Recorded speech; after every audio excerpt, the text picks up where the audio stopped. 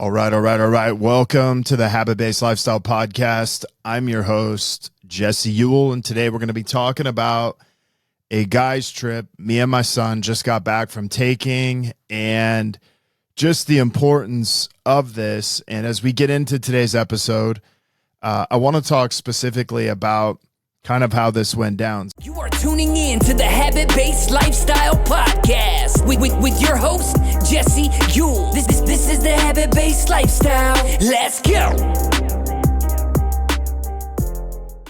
A couple weeks ago, I think it was the week after Thanksgiving, my son says like, "Hey Dad, we should go to the Husky and Oregon Pac-12 championship game." And I'm thinking in Vegas.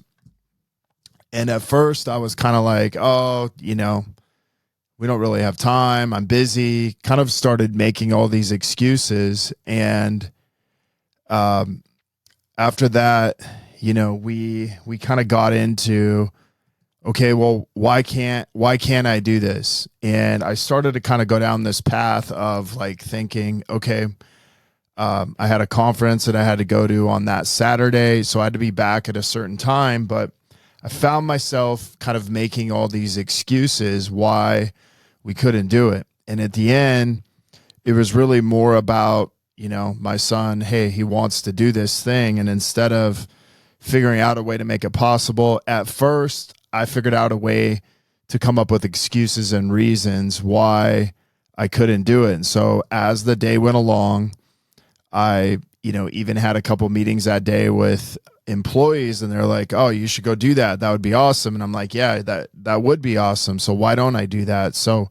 anyways, I began looking into the trip and just getting more details on it. And as I did it, by Monday evening, I'd gotten tickets to the game, and the result of that became, hey, I'm going to go. And I started to look at flights. Well, there wasn't a lot of flights, and I had to be back at a certain time. And so I made a commitment from that place to just be like, all right, well, we're just going to drive. And then how about this? One of the guys that's putting on the event, he's like, hey, just bring your son to the event. He'd probably have a great time. And it was a sales and marketing event.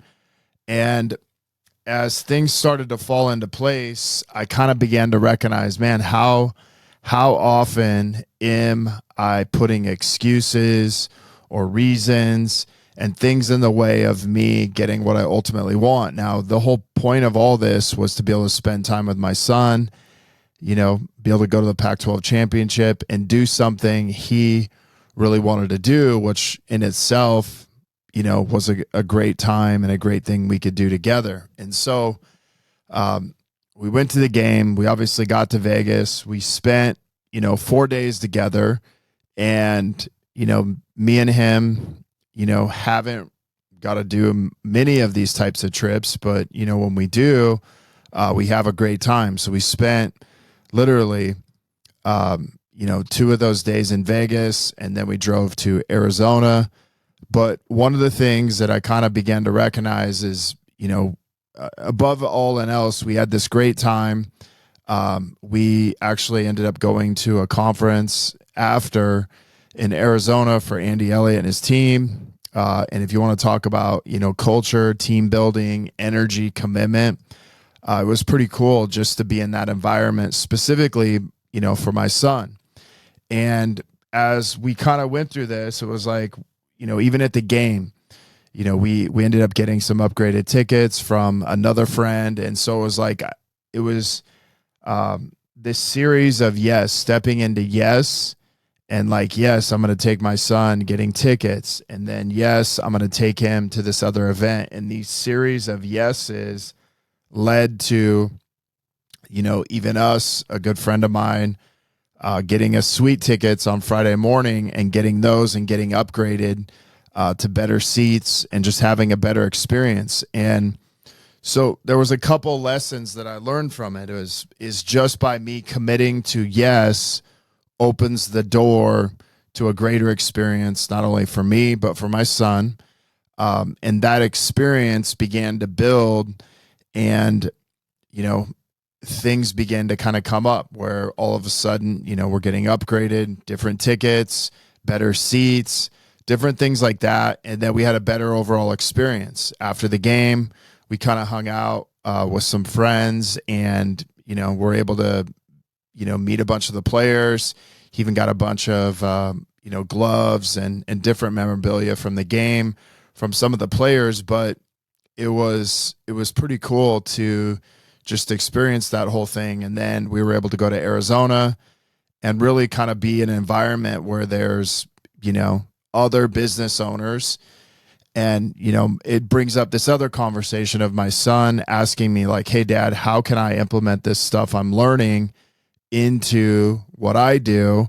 And it just brought up a whole different conversation that we could begin to talk about. Well, here's exactly how you can do that. And so one of the lessons that we talked about is like, hey, marketing and sales is the number one lesson you can learn as an entrepreneur, but also as a 16-year-old. It propels you to really be able to do anything that you want in business or life. And it really equips you to have the confidence to be able to talk to anyone, have a conversation about understanding how to persuade, how to sell things. And ultimately those things at 16 years old, I mean, I wasn't learning those things at 16 years old. I was, pretty good at doing them. I worked hard, but to be 16 and be able to learn those skills are so valuable, when many times I find entrepreneurs, they don't even think about those things until they're desperate for clients.